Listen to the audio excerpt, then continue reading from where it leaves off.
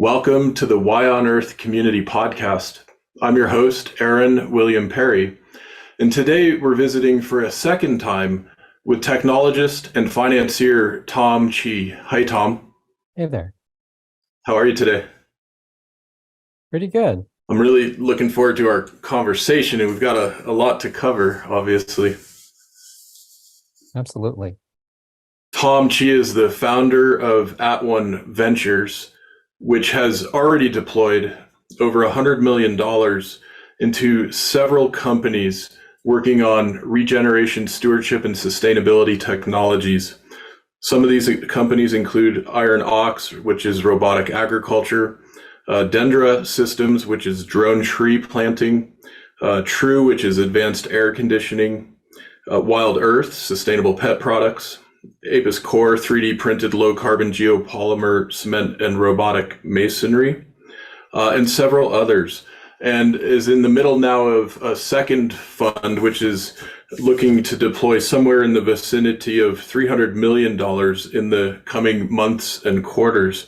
And we're so excited, Tom, to see the progress with all that you're doing with these important technologies, and to hear that the first fund has gone so well. And just in case some of our audience don't know, just to give a little more on your background, Tom went to Cornell University, and prior to launching At-One Ventures, did a number of technology projects and products with companies like Microsoft Outlook, Yahoo Search, Google, etc., and was involved in the Google Glass and Google self-driving car development efforts. And so, yeah, we're gonna have a lot of talk about today, including some specific technologies, some of the view you have into the phases of our economic development relative to sustainability technologies. We'll chat a little bit about AI even. And to kick things off, Tom, I just thought I'd ask you openly, how are things at At-One Ventures, and what's happening that's got you excited at this time? Yeah, things are going very well. As you mentioned, we raised 150 million fund one, and we did 27 investments in that fund, and that fund is off to kind of a flying start, relative to peers that started in the same year around the same size. We're in the top 2%, and not just for climate, but for across all types of funds and all types of sectors. So yeah, just outperforming the market by quite a bit on that front. And we are mostly done raising a $300 million fund two, though that is open until, toward the end of July. Wonderful. And I imagine you're already eyeing a number of investment opportunities, and probably it's not at this stage appropriate to talk about many of them or any of them in great detail, but I'm curious if you're seeing emerging trends in the technology as it relates to sustainability, as it relates to ecology restoration, as it relates to climate change mitigation. Are you seeing anything that's emerged in the last several months since you launched Fund One? Well, to be clear, we started Fund One, over 3 years ago at this point. So there's a lot that we saw, and a lot of it's well represented in the portfolio of 27. For Fund Two, we did our first close in Fund Two last summer. So we've already had some time with Fund Two, but you basically open up the fundraising window for a little bit. So, there's some time for folks to come in. So we already have 8 investments in Fund Two, including, for example, the first vaccine to protect honeybees ever created, and also now USDA approved as of December of 22. Oh, wow. That's interesting. Yeah, that we know colony collapse disorder has been one of the greatest threats to our global food supply. I imagine you could speak to some of the facts and figures on that. Absolutely. And colony collapse disorder is basically a rough way that people had been kind of describing the output of things. Now, sometimes it was related to things like, American foul brood, European foul brood, which is the types of diseases that this vaccine protects against, because those tend to be the types of diseases where the whole hive fails at once, as opposed to, things that hit individual bees but may not be as damaging to an entire hive. But if I want to go help characterize the major stressors for bees, there's 3 major stressors. One of them is neonicotinoid pesticides, which are widely used all throughout North America. They're kind of ostensibly banned in Europe, but there's a lot of agriculture that is grandfathered in where they continue to use it at pretty large scales, effectively everywhere in the world. Another one is a type of parasite called the Varroa destructor mite, which, like, if you were to scale it up to a human size, it'd be like the size of a dinner plate on a human. That's like what, like a 12-inch dinner plate on a human. Like, that's how big it is compared to a bee proportionally. And, a bee can like live with a mite, but if it ends up with 2, 3 mites, then it's kind of a metabolic drag at a level that it really weakens everything about the mite. And then about the bee. And then the third category is these diseases, which is the stuff that the vaccines are meant to address. Yeah. Wow. That's great to hear. I've heard some many billions of dollars worth of food production, and some significant portion of everything we consume as humans comes from bee pollinated crops. Yeah, so the majority of biomass on the planet is actually angiosperms, which are flowering plants. It's like 80%. And given that the role of pollinators, just even beyond the basic food system, is enormous. And we have been both damaging the pollinators within our food system. And if folks really want to dive into this, the University of Maryland has been running the kind of the industry benchmark reports in terms of annual bee losses from the commercial perspective. You can just, search the words that would make sense given that sentence to be able to find it. Not too hard to find. And you can kind of track the kind of losses that we've been having. I'll short circuit it and say that we've been losing 40 to 50% of the commercial bees per year, every single year. So it is very, dramatically impactful to the industry. This is not a thing where it's like a minor hit and they're just working around it easily. This is a thing that is leading to a very bad situation, because we have fewer and fewer bees, which means we need to split more hives in order to try to get more bees, which actually reduces the genetic diversity. And then because we don't have enough bees, then we bring them all to a couple places. North America, like most of the commercial bees in North America go to Southern California for the almond the almond crop in January and February. And the combination of reducing genetic diversity and then concentrating everybody in the same spot at the same time, that's like a recipe for a total collapse. Anyway, put that aside for a second. That's just the commercial stuff. And the larger picture of the 80% of biomass that is flowering plants, then it means that all these pollinators are out there, not just the honeybees, but there's all these pollinators that are out there that are critical to biodiversity on the planet. And because of the way that we've been doing agriculture and because of how widespread agricultural practices across the world, then we have been both killing the honeybees, which, we obviously keep, better stats on, but we are accidentally killing a bunch of pollinators. And if you follow the work of Charles Darwin, then you'll know about like the moth with the 11-inch proboscis, and he kind of theorized that this moth must exist because there's a plant with like a 10 or 11-inch like depth that you would need to get to be able to successfully pollinate it.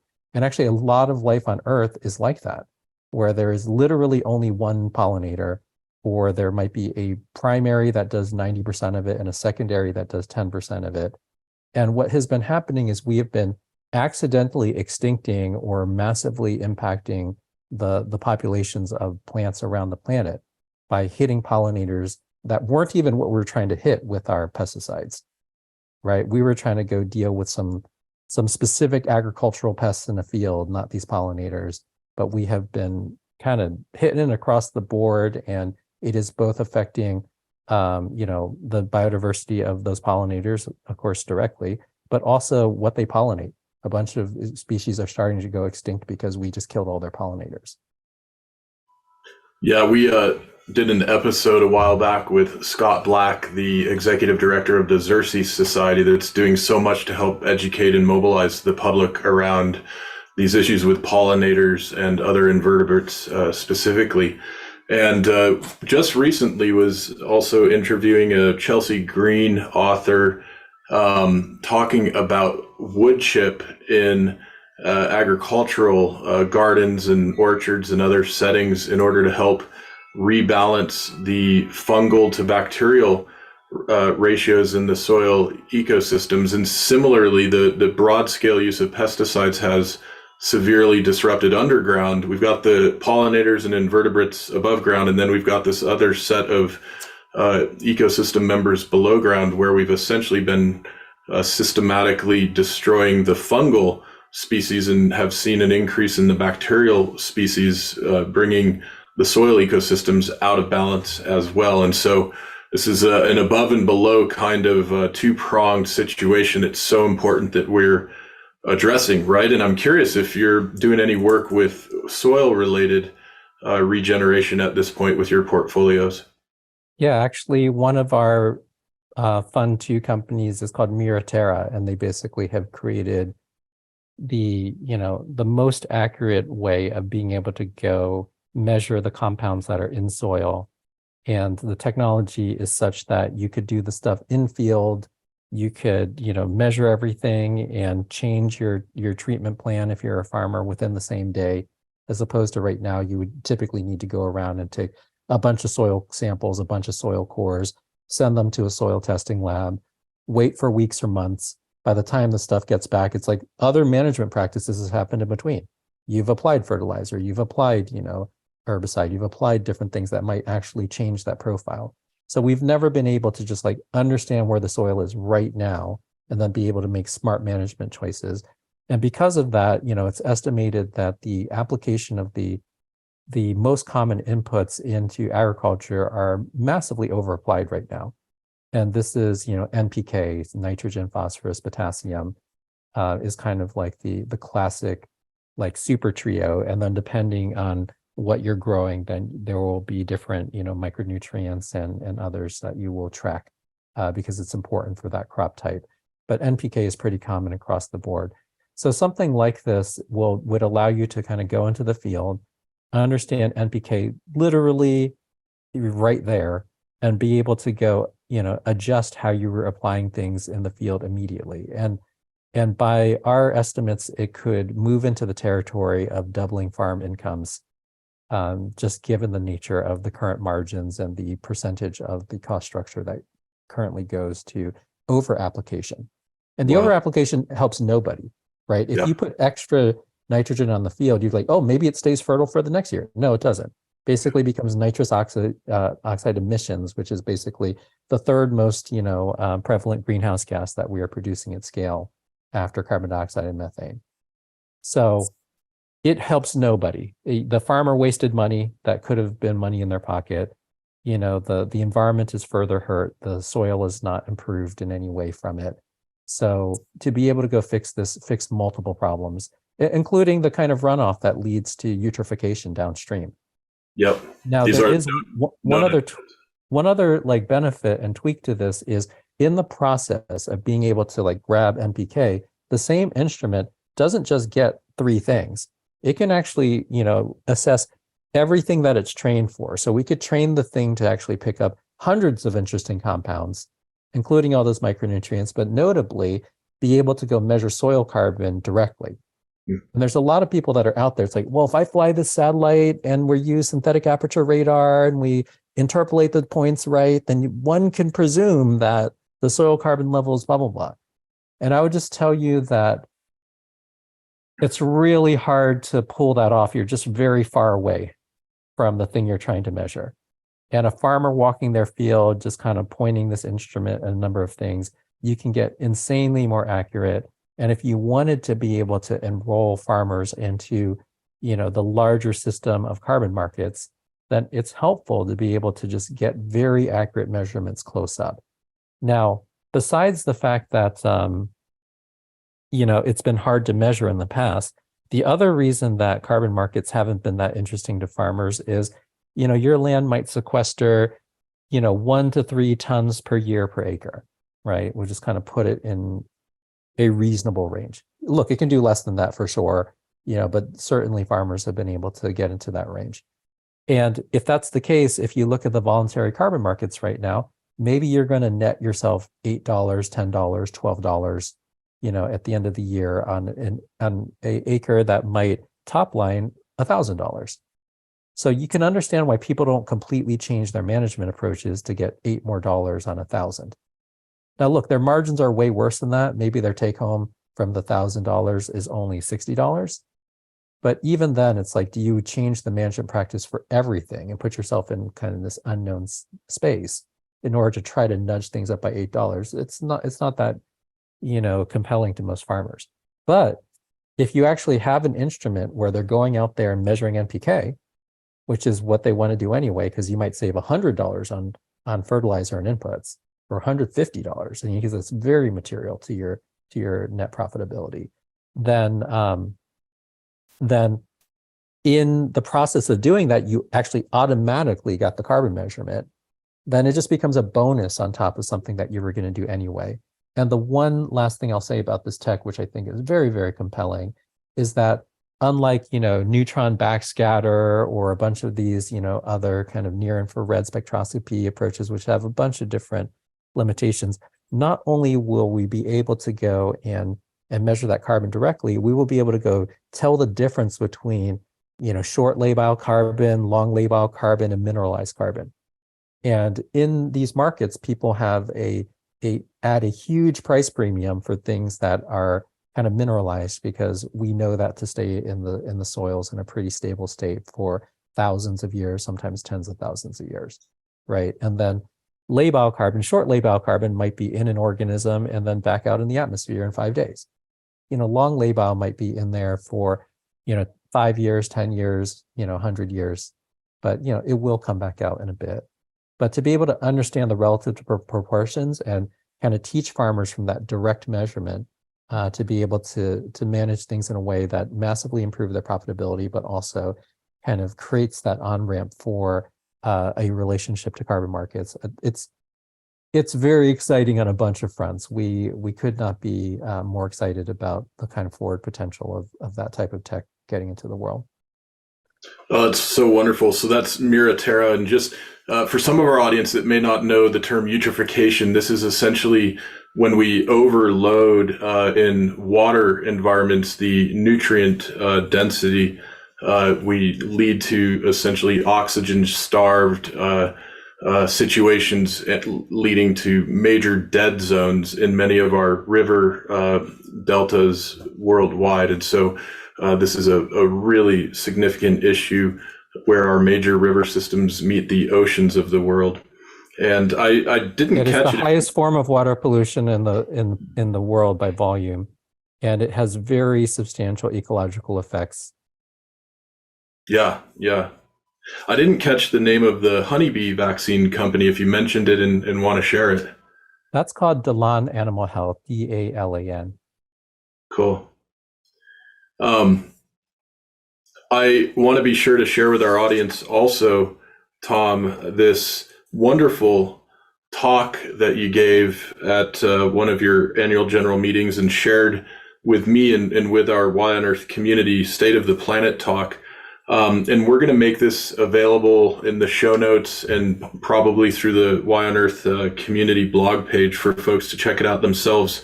In this talk, you mentioned several really interesting things about emerging technologies, about some of the trends that you're tracking. And one of the things specifically that struck me was your characterization of these 4 different epochs in our economic development, our technology development, as it relates to things like ecosystem stewardship, regeneration, climate stabilization, and so on, and the way you characterize these, it begins with Epoch 0. Can you walk us through this framework and tell us a bit about this?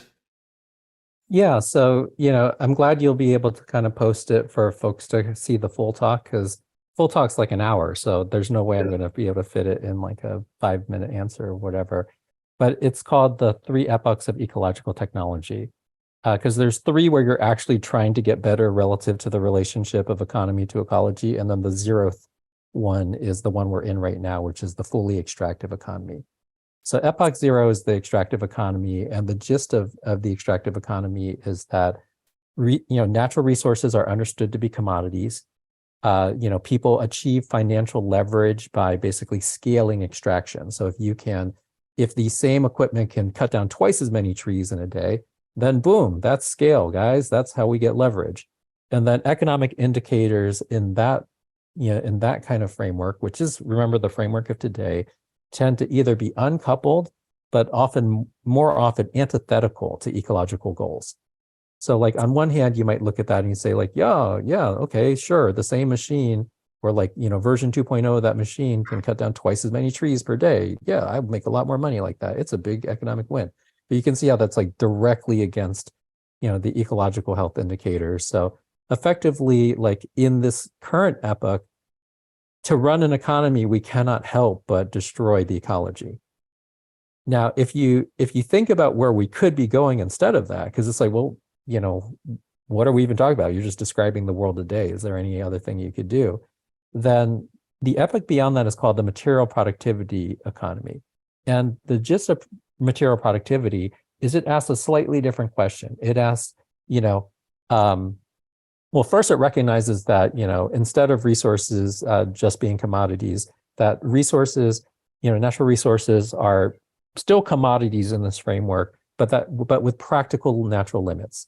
And we actually see a bunch of economic frameworks, whether it's donut economics or whether it's, or like the different kind of analyses of like, oh, we're using 3.5 Earths of this resource, that kind of thing, that are basically trying to talk about the commodities with practical limits kind of thing. So all of that thinking fits in a material productivity epoch, which, by the way, there's still 2 more epochs beyond that. So, but that said, this is the epoch which is closest to us. And because of it, it's the one that we can most practically work on today. But getting to it, if you understand that commodities have practical limits, then what it means to get better at a material productivity economy is you ask yourself the question, well, how do I get more financial leverage by more judicious and effective use of the same amount of material or the same amount of energy? So for example, like if I go and take a handful of sand could be sold to the construction market for literally pennies, right? Fraction of a penny for a handful of sand. But the same amount of mass in a handful of sand could be used to go make 100 microchips. And that might get you back like $5,000 worth of top line revenue compared to, if you were selling it to through a sand and gravel situation to construction, it might be 1 penny. Now, that was the same amount of physical material. We had to do different things to it, but like we got more material productivity out of it. That's why it's called the material productivity epoch. And the same sort of question around materials can be asked around energy. So for each, kilowatt or joule or BTU, you pick your favorite, unit of energy, then how do we get the most benefit? Whether it's economic benefit, social benefit, ecological benefit. That's the question that the material productivity epoch asks of us. Now, like I said, this is the one that's closest to us, and most of the folks that talk about sustainability are talking about different variations of this epoch. But in our work, and if people spend time with the talk, then you will hear that there's a couple epochs beyond this. So and the next epoch is kind of the first really big jump. So Epoch Two, because everything until now is like, look, natural resources are commodities. We just got to be smarter with it. We need to have an outer ring to the donut. We need to have an inner ring to the donut. Hey, right? Like we just got to be smarter about some of these things. But Epoch Two is the first big jump. And this is basically, instead of understanding natural resources as commodities, what if we understood, the actual resource is healthy ecosystem metabolics. So not nouns, not the nouns of tonnage of wood extracted, lumber extracted, not the nouns of, tonnage of mined ore extracted, which is the way that we think about economic growth right now and resources right now. But thinking in turn, and which are also nouns, right? Those are basically just like, this is a thing that I can sell you. It's a noun. If instead you have the big shift of starting to think about ecosystem metabolics, you start to understand the resource is the verb. The watershed is a verb. for a watershed to be healthy actually creates an enormous amount of economic value. Now we find out that it's enormous amount of economic value when we mess it up, right? When we dam it, or we mess up, poison the groundwater, or like, put a bunch of fertilizer in there so it's eutrophied and so on and so forth, right? Like we find out later that, oh my gosh, this was actually the resource. Now, what is a watershed? A watershed is not a noun that I can like pick up and sell you. Like I can sell you like a couple tons of timber, or I can sell you a couple, tons of a specific extracted ore, or even like a service, right? Like a watershed is effectively only healthy if the verb is going right. And you need to like get out of that mindset of like, oh, well, what even happens on a market exchange? A market exchange is basically selling nouns. Oh, this stock is a noun and it represents a company that does this type of extraction, and that's a bunch of nouns. And if you get out of that entire thinking, if you get out of that line of thinking entirely, and you start to understand we are only here because of a series of healthy, ecological metabolic verbs. And to the extent that we start to treat those verbs as actually the core of where economic, wealth comes from, then we will start treating the whole thing quite differently. Now, there's been a bunch of partial stabs at this. So for example, valuing nature-based services is an example of that. But in a way, that's kind of taking the verb and trying to move it back into a noun frame and be like, see, like it's worth this, as opposed to the ore that you would have got was worth that, right? But the problem with that frame is you're not valuing the metabolics directly. And because you're not valuing it directly, we might discover a new type of ore that is just more valuable than the ecosystem service. And all of a sudden, it all explodes. So like, I'm not saying that people should not do that type of work. I'm just saying that it has programmed in it a type of fragility, because the foundational thought process is still trading nouns in a market, as opposed to the verbs are the source of all economic value, and in a way they are sacred. And actually the question of sacredness is a pretty deep one on this, where, it is often said we live in this market economy, blah, blah, blah. And I know we're going to talk a bit, and we can talk about that next, actually, after I talk about the epochs, about, economics as a design discipline as opposed to a science. But right now we live in this kind of market economy, or we all kind of believe in it enough that that's the current way that economics is designed. And because of it, like everything has a price, which means even the damage in the world, if you could make enough money at it, you will feel free to do it. But I will put out there that we actually do have a type of economic classification that's outside of that. We haven't used it very often, but like it's really important that we get more familiar with it. And for lack of a better term, I call it kind of like the sacred, fraction of things, right? And for example, there are international laws against selling organs, right? Because even though organs would have a market price and a person could live without a kidney, right? It's possible. A lot of people do. Then it would be a very dangerous world if you basically just had a price for all of that. And people might use that to go exploit the poor and be like, well, you only make $10 a day and your kidney would be worth this much, right? Like you start to get into pretty gruesome things if you don't have a fraction of the world that is just considered to be sacred. And I think everybody understands this. Like if you had just had, your first kid and you're like, walking down the street and the kid's in the stroller or whatever, and they're 6 months old or something. If somebody walked by and said, how much? You'd be like, no, this is not for sale. I know we live in a market economy. This is just off the table. We're not even a little bit okay with that. So like clearly every human mind understands this category. We pretend not to understand this category when we participate in a market economy. But I think we actually need to put some more things in this category, including the sacredness of ecosystem metabolics as the source of all value creation in the economy. And this is why I say Epoch 2 is actually a pretty big shift. Now, if you get that done, then where you get financial leverage is not from the machine that can extract stuff twice as fast. The place where you get financial leverage is that a little bit of care in protecting or enriching the ecosystem metabolics leads to, massively healthier ecosystem metabolics, which creates way more wealth than the tiny bit of care that you put into there, right? And you think about all the folks that spend time on regenerative landscaping and agriculture, right? They'll spend a little bit of time with some earth moving in order to set up some swales, like in order to go change the moisture transport about the landscape. And because of it, they are encouraging healthier ecosystem metabolics. Well, that one-time upfront cost could lead to major economic benefit, year after year after year. And actually, the more that you make those verbs healthier, then the more, it actually, unlike most mechanical things where the maintenance cost gets higher over time, in this case, as the ecosystem gets healthier, the maintenance cost gets lower over time. So like the net productivity is higher, the maintenance cost is lower and lower. And in the crudest terms, you can call this a form of financial leverage. Because at the end of the day, then a bunch of money people are going to need to understand this. And they like to go hear words like financial leverage. And this is absolutely mappable into that framework. But you need to first understand that the basic metabolic is sacred. And then once you get into that, then you can start saying like, okay, well, what is most honoring of the sacred metabolic?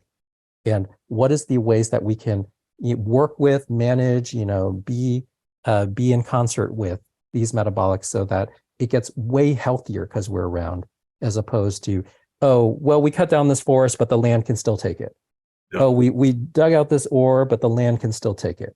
We killed these pollinators, but the land can still take it. This is how we got into sustainability as a mindset, where it's like we knew we were destructive. So we're just like, let's not destroy it more. Let's bring it up to that level of a truce. But to me, it's like the truce is not stable. The truce that you might come to with a sustainability only mindset, because like when somebody makes a sustainable business, it's almost like you have gotten to this balance point where market, tech, and ecology are all just kind of in enough balance. But tech and economy just keep on changing, right? So it's a very unstable truce. So you and your company might have gotten into a good spot in 1980, but then market and technology has changed by 1990. So your thing that might have been actually materially sustainable back then the truce is broken and you need to fix it again. And the truce is broken, you need to fix it again.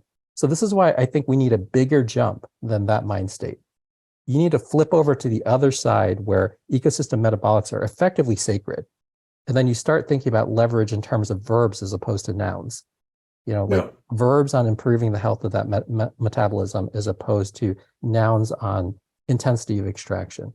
Let me interject with a quick question on this, because it's such a beautiful articulation of vision and hopefully where we're headed with Epoch Two. And the way you just articulated it really complements the way you did in this other video we're making available. I have a question, which is you're describing the what in a really beautiful and profound way.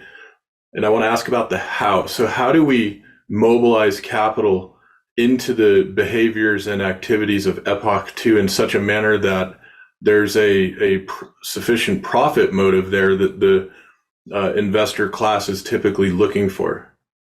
Yeah, so you already mentioned one of the companies, Dendra Systems, and Dendra Systems does scalable ecosystem restoration. And, who's in the market for that? Well, our initial customers were these kind of mining companies where they need to do it for regulatory reasons. But some of our more recent customers, it's getting more and more interesting, where we had done a pretty extensive restoration of mangroves in southern Myanmar. And what's the story behind it? Well, basically, those mangroves initially were there, but the Myanmar government actually cleared them for quote unquote economic development.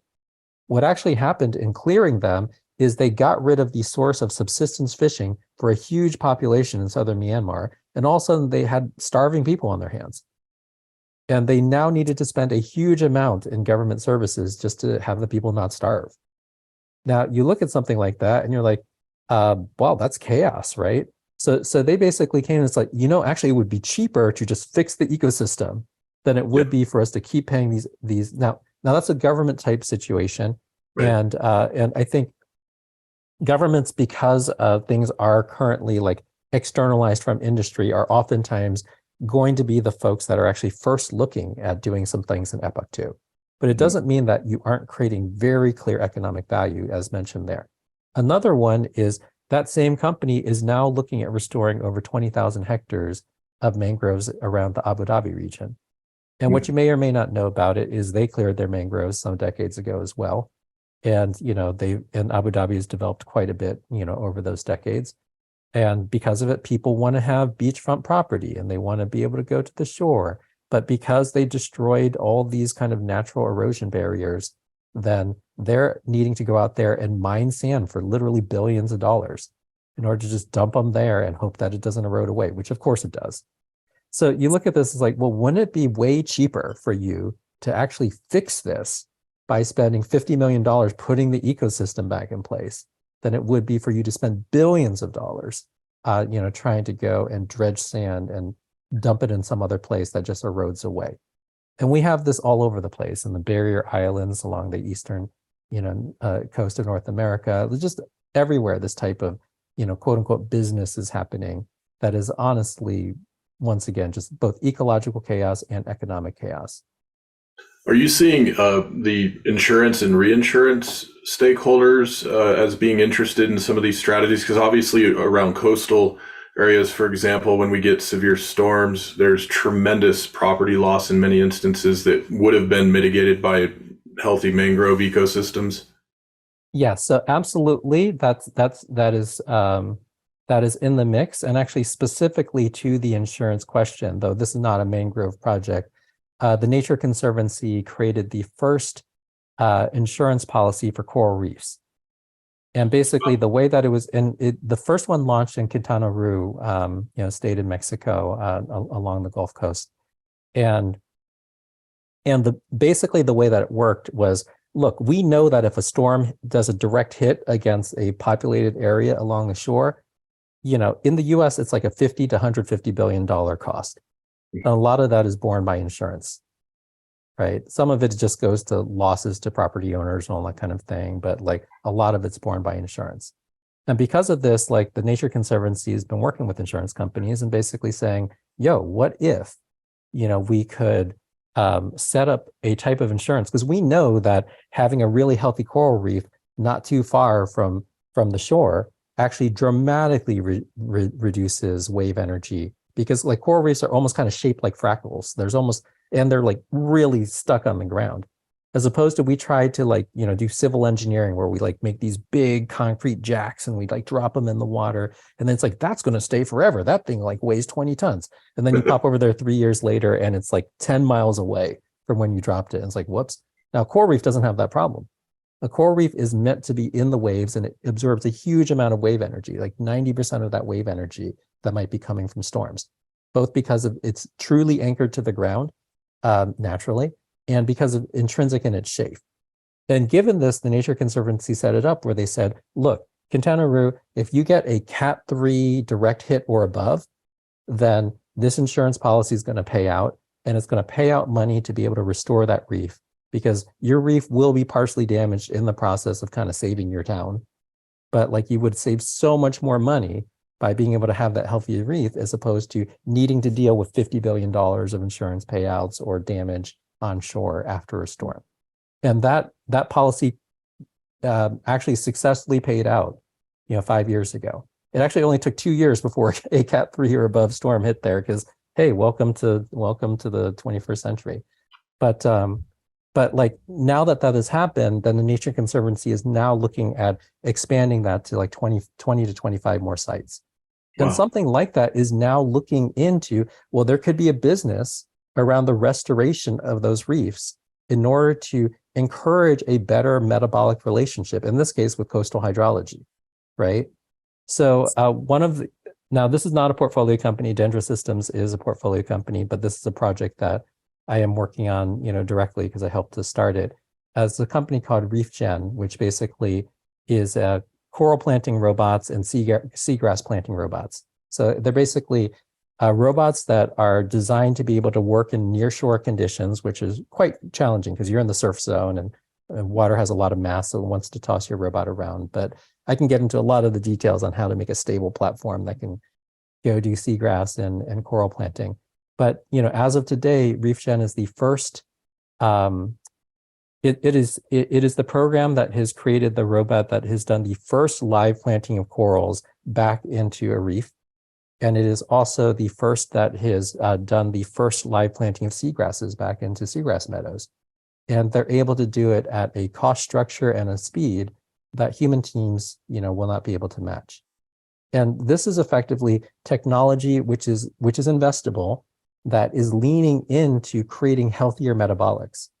And in the process of creating healthier metabolics, you're getting direct economic benefit. In this case, saving a $50 billion bill. Yeah.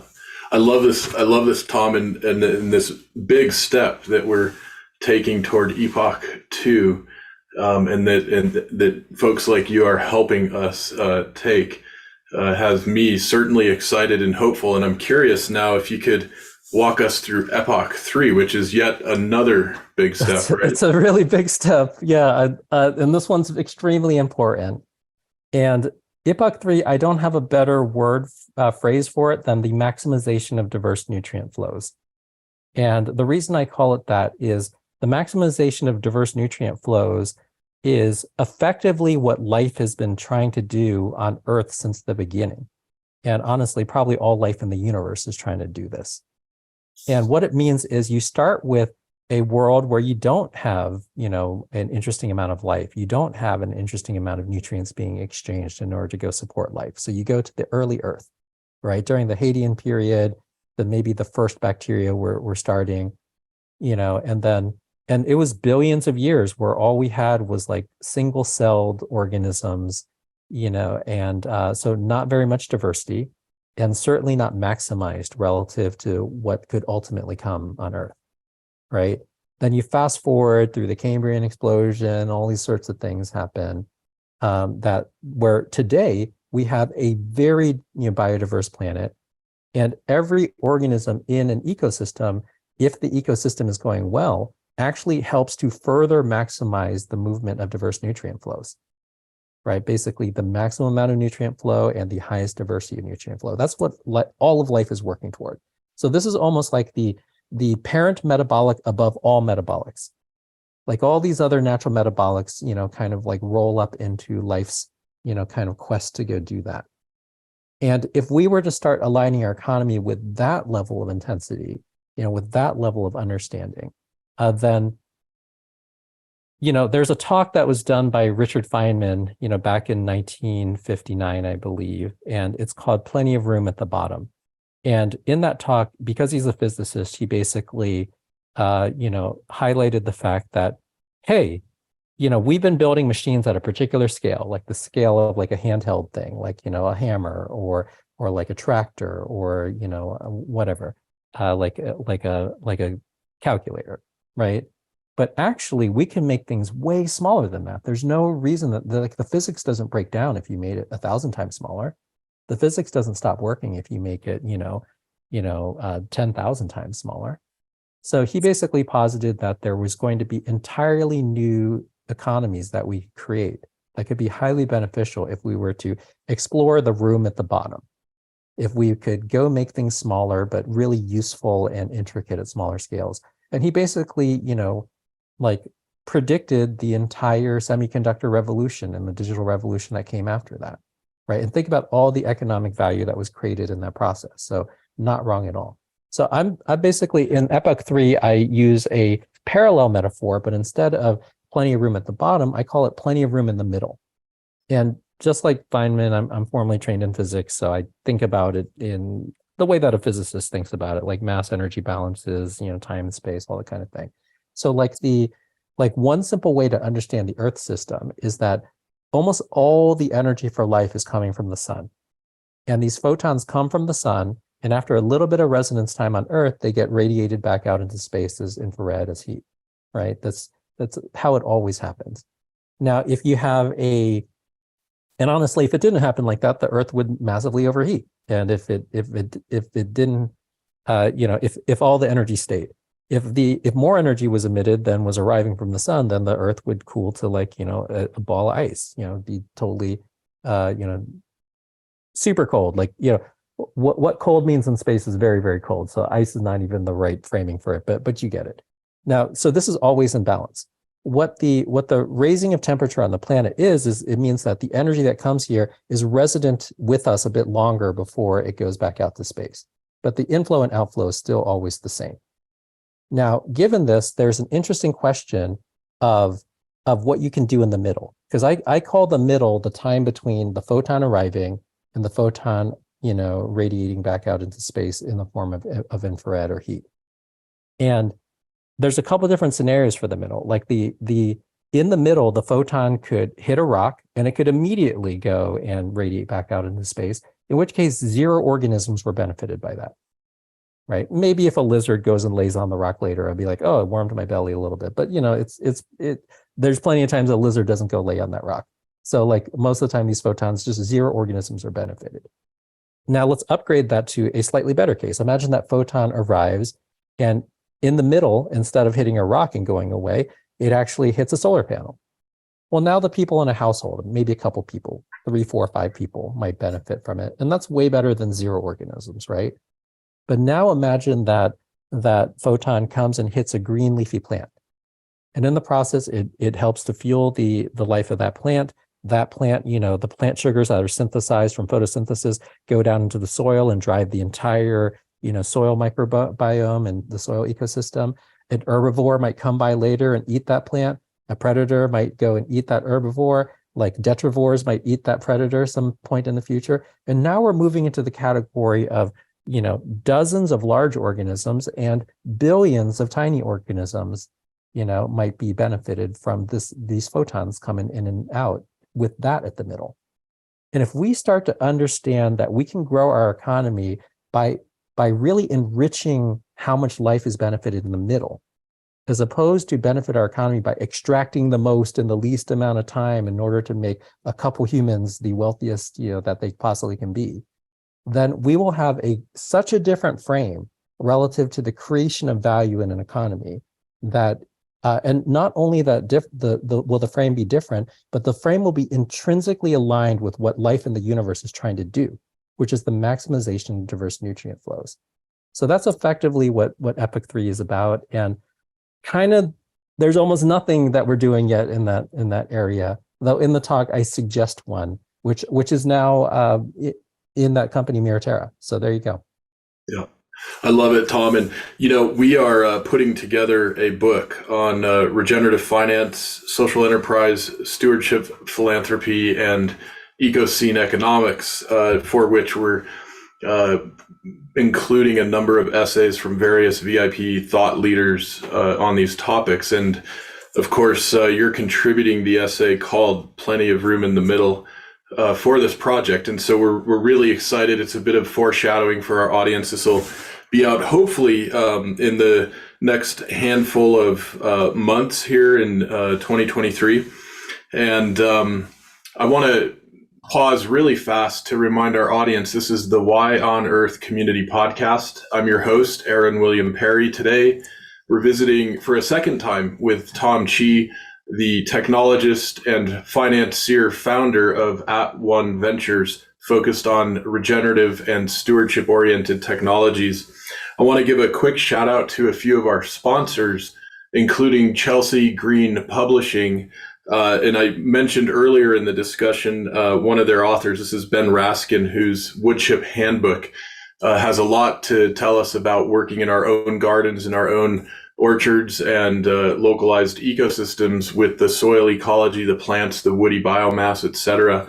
And we've got on our partners and supporters page links to Chelsea Green Publishing and other sponsors like Purium Organic Superfoods, Waylay Waters, where you can get discounts on products. Chelsea Green is offering a 35% discount using the code YOE35. Purium Organic Superfoods is offering $50 off your first order. I use these every day myself, love them, they're great. Keeping me hydrated and full of good nutrients. And want to be sure to mention Dr. Bronner's as well as our friends at Soilworks, one of the social enterprises we stood up that has blended biodynamic preparations in a jar that you can use for your garden, your yard, your houseplants even. And Of course, a very special thank you to our ambassadors who are very engaged in our work. We have a monthly online meetup, Regeneration Renaissance Roundtable Meetup, the first Sunday of each month. You can go to whyonearth.org/live to register for any of those. Those are at 11:33 a.m. Rocky Mountain time, Colorado time, if you'd like to join the first Sunday of each month. And many of our ambassadors contribute to the Y on Earth community's work through our monthly giving program. And you can go to the donate button at whyonearth.org to set up your own monthly giving if you'd like to do so. And if you give at the $33 or greater level, we'll be happy to send you jars of our Waylay Waters, regeneratively grown, biodynamically grown, hemp-infused aromatherapy soaking salts as a thank you each month, depending on the levels that you give. So thanks to everybody who's helping support our podcast series and our stewardship, regeneration, and sustainability work at the Y on Earth community. And of course, we're focusing more and more on some of the important work being done around economics and economic systems, Tom, and you and I have had a chance to chat on this over the last few months. And I so appreciate one really important fundamental fact here that you point out regarding whether or not economics is actually a science. And of course, many of us know it's been referred to as the dismal science. So Tom, please take it away and tell us what's going on with economics as a discipline. Yeah, so, economists like to refer to it as the dismal science, and they like to kind of point to their economic theories as basically being something foundational, like, almost like a law of the universe. That's what they would hope it would be. In practice, we've had the quote unquote best economists with the best, theories in all these different roles and senior government roles and senior roles in terms of designing economies. And we just cannot get a stable one to be around for more than 5-10 years. So that doesn't strike me as like a law of the universe. Like when we learned, how gravity works on Earth, we could engineer with that literally forever. We use that to design bridges. We use that to, like think about the movement of a ball when you're throwing sports, throwing it around in a sport. Like it works everywhere and it works really consistently. That's what happens when you do a good job at science.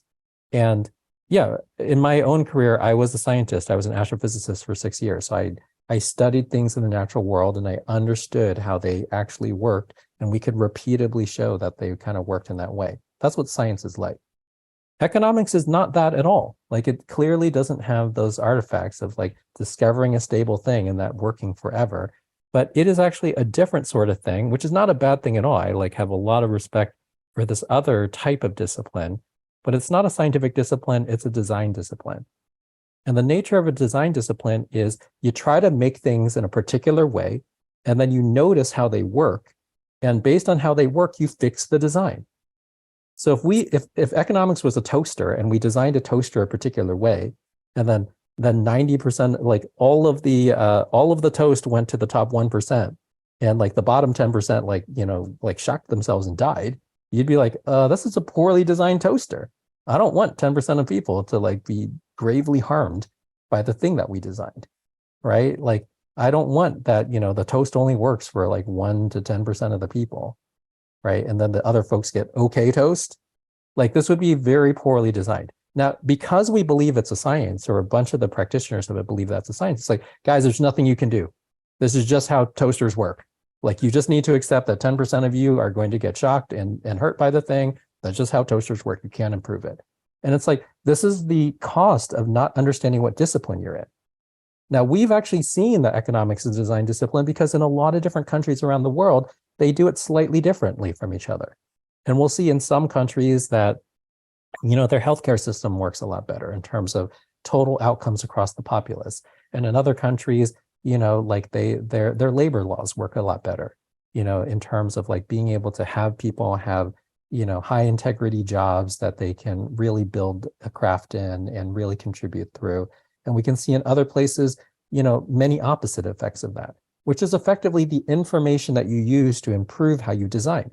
Like a professional designer doesn't have every one of their designs work perfectly the first time. Nobody does.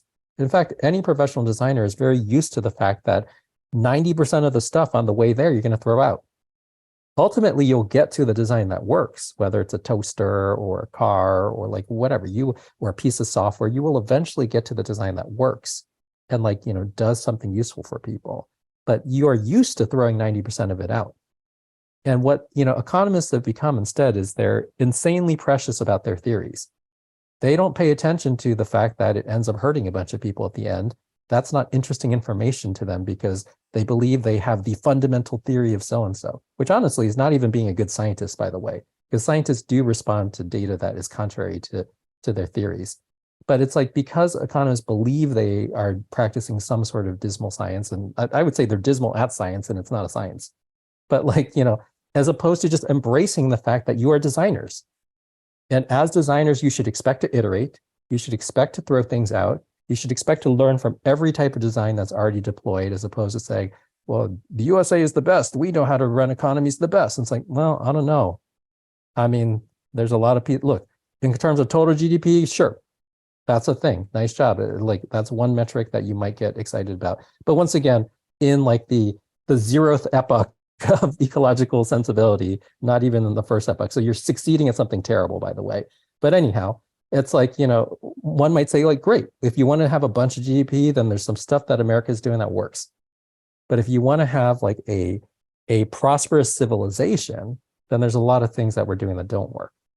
And like somebody that was coming at it with a design discipline sensibility is able to go and really synthesize all that information, take in things that counter their early ideas and theories, that counter the early prototypes that they were working with, or even the previous version of their economic product, right? But like, let's get out there and treat it like a design discipline and iterate towards something that really works for people, as opposed to, like putting these people in an ivory tower and believing them without, like a second thought, and then needing to have like massive political change in order to get a little bit of design done. Like, imagine we had to march in the streets in order to iterate the next version of a toaster.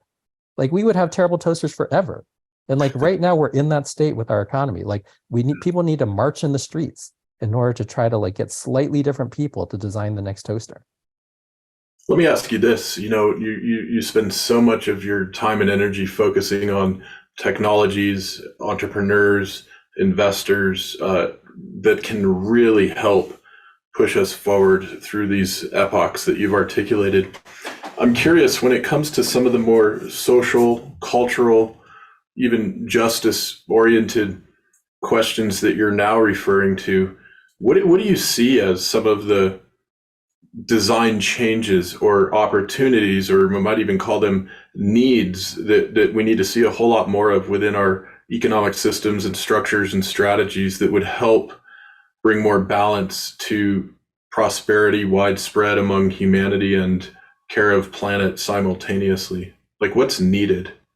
Yeah, I'm glad that you asked that, because one of the most important idea in a design discipline is to understand your design constraints, right? And I ran a bunch of product experience and user research teams and all these sorts of things, and also designers that a lot of times they came from an art background. And I would say, I would teach them that art is about freedom, design is about constraints. If you don't understand constraints, you're not going to be able to do a good job of designing. Now, relative to these kind of larger social issues, we should have as a constraint, whether you want to put it, whether you, like in our previous part of the conversation, whether you want to take some aspects of natural metabolics and put it in a category of sacredness. Well, putting it in a category of sacredness is effectively creating a type of design constraint around it, right? So that subsequent economical iterations can factor that in the design discipline of economics as a design constraint. One could also put in there like at various aspects of social justice that we've been waiting for and working on and also marching in the streets for. Once again, it's very slow to get one iteration, to have a 4-year presidential cycle to get one iteration of a design, right? Designers actually would work way better when they can do 5 iterations in a week. So this is why it's taking so long to track. But like, yes, as part of the next rev of economic design, we should have, some way stronger foundations in terms of the design constraints that come from society. And the thing that has like really mucked with us beyond the mythos of economics as a science is this idea of like the invisible hand, where it's like, oh, well, the invisible hand like cares about all people, it lifts all boats. And it's like, we've seen many times that it's not true. So like clearly that theory is fully wrong. But to the extent that you believe in that theory, you absolve yourself of all these design constraints. Oh, there's people that are poor today, but the invisible hand will eventually lift their boats. So like, we don't need to design anything differently. So that's them basically failing a fundamental design constraint. Like a classic example of design constraint is cost, right? If a thing, is not affordable, then you've failed at your design. But imagine you just got rid of that as a design constraint. And people are like, and like, whatever, maybe the drink you're drinking right now, it's like, okay, yeah, we made it the very most nutritious. It's only $40,000 an ounce. And it's like, you have fully failed at this, right? And this is what's happening right now because we haven't added a useful design constraint, both around ecological sacredness and also, societal sacredness. There's some things that we should actually just, deeply care about in society, and they should not be up on the auction block for debate. They should be things that are just understood to be human rights, societal rights, at the purpose of a functioning society. And they go into your basic design constraints as opposed to in the mix of things that could just be lost as you decide to make it a different way. Yeah, that's great, Tom. And we're going to be sharing a profound exploration of those specific topics in this forthcoming book, everybody. So stay tuned for that. I'm so excited to share that with the world as soon as we're able to. And before we wrap up, Tom, and go to our behind the scenes chat for our ambassador network. And by the way, if you would like to experience the behind the scenes chats with Tom and our other podcast guests, along with a number of other video resources, recordings from conferences and so on, and you'd like to become an ambassador, you can just go to the whyonearth.org website and click on the Become an Ambassador link and page. And Tom will do that in a few minutes. But before moving into that, I want to ask you about artificial intelligence. It's on a lot of people's minds right now for obvious reasons, I think, for many of us. It's one of the themes that I wove into the novel Veritas that I wrote and was and recently published. And this is potentially going to affect all of our lives in a profound way in the relatively near term. I'm curious, what is your view on what's going on with AI? I know you've been involved in some of the tech development over the years that is part of this process. Are you concerned? Are you optimistic? Is it a mix? What do you think about AI right now? I think one of the main things is kind of lodged in your question, which is, oh, it's a thing that's coming that's going to affect all of our lives. And that kind of gives the sense of kind of a enormous force, which is just kind of cannot be stopped. And I would already stop you right there, which is this stuff doesn't come out of nowhere. Like, we make it. Yeah. And as you mentioned, it's like, yeah, I have a background. I worked on expert systems. I worked on, natural language processing, which is kind of the predecessor to various, types of large language models. I worked on, like AI in the context of robotics, whether it's like machine vision, like skillful actuation, all that kind of thing. So I've and also the term AI is like just a marketing term. Like really it is like, dozens and dozens of techniques, adversarial learning, different sorts of, convolutional neural nets, like doesn't even matter so much. But I think one should be a little wary because the marketing term is being used to try to telegraph a type of inevitability to it, which is not necessarily the right relationship to have to this. If this is like a wave that's inevitably coming and we just need to get out of the way, then that framing is very dangerous. If you understand it as, no, we make this tech and we have the ability to already make decisions on where we want to spend time making this tech, then you can end up in an extremely different spot with this. And actually, there's a real interesting story. Like you mentioned in the intro, I worked on the self-driving car at Google and actually helped to get the program off the ground because I was one of the execs at Google X starting from the founding days. And yes, like there was this point, like after I had left Google X plus a couple of years, where I got contacted by the government of Singapore. And the government of Singapore came out to talk to me about, self-driving cars, because they kind of felt like, well, okay, once again, this is like inevitable thing. It's going to kind of take over. But this is what they told me. They said, hey, Singapore, like we want to like do right by economic development, but we also want to do right by our people. And right now, our best analysis, like we've like done an analysis of all the different jobs in Singapore and which classes of jobs are consistently lowest paid. Because Singapore is like a fixed area. It's almost like a little island, right? And like given that, then like they can't like end up economically developing more by exploiting a bunch of physical resources on their land. They just have this little spot. They can only build the city so tall, so they can only fit so many people in it. So they realized that the only way that they could make anything more prosperous is for every citizen in Singapore to be more prosperous. So they basically came to me with the following analysis. They said, look, we've analyzed all the different major job types in Singapore, and we found out that actually the largest class of jobs that is consistently low paid is taxi drivers in Singapore. Huh. So we've already created, and this is like, 8 or 9 years ago, I had this conversation. And this is Singapore 8 or 9 years ago. We've already created a retraining program for anybody that wants to like get out of taxi driving and wants to have a more lucrative career. Like we've already started that training program to be able to create a way that they can kind of pull themselves up with a little bit of government help on the education side. And as we reduce the supply of cab drivers, we want to go replace it with self-driving cars. Well, that's a civilization that is choosing to engage in AI-like technology in a way that is deeply thoughtful relative to helping their populace.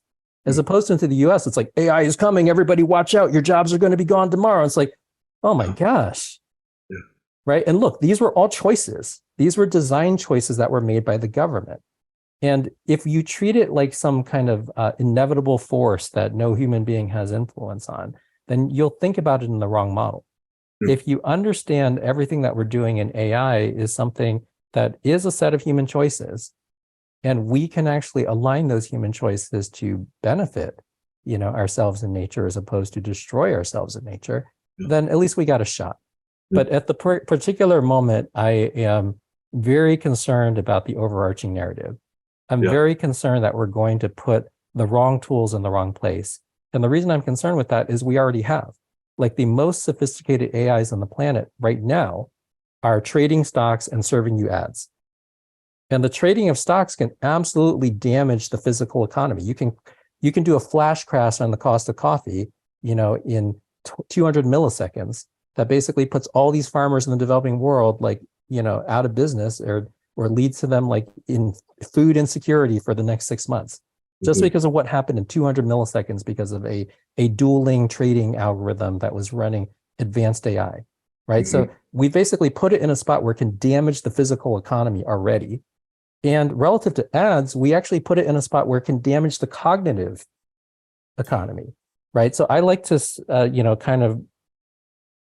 kind of lay it out simply in so much that in the 20th century, we spent most of our technological effort learning how to mine out all the physical resources of the planet, whether that's oil and gas, whether it's, mined materials like metals, that sort of thing, whether it's timber, all that kind of thing. We spent most of the 20th century strip mining the physical resources of the planet. And it looks like we're lining up the 21st century to strip mine the cognitive resources of the planet. Because there's a finite number of people on the planet. We're going to have a finite number of coherent thoughts in our lives. And to the extent that those are poisoned by advertising, poisoned by misinformation, poisoned by things where some other person gets an economic benefit on the other side of it, which is true in strip mining as well.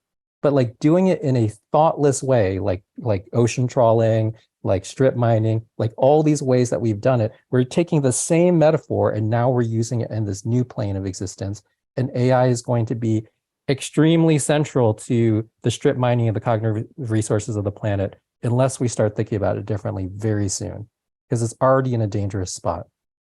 It's so important, Tom. In my book, Why on Earth, there's a chapter called Think, in which I speak about the ecology of thinking. And I so appreciate you connecting those dots. And thank you for your your commentary on AI and other important and related things going on in our world right now. And looking at the time, I guess we ought to wrap up our episode this time around, Tom. I appreciate this is our second chat together on the Why on Earth Community podcast. And before we sign off and switch over to our short behind the scenes segment, I just want to give you the floor if there's anything else you'd like to share with our audience. And once again, thank you for joining us today. Yeah, I guess there's not too much to say. If you want to follow my work, you can go to www.tomchi.com. Or if you want to check out what our venture firm does, then it's at One Ventures, ATONE ventures.com. And yeah, you'll be able to look in the portfolio and see lots of really, really interesting investments that we're doing to be able to.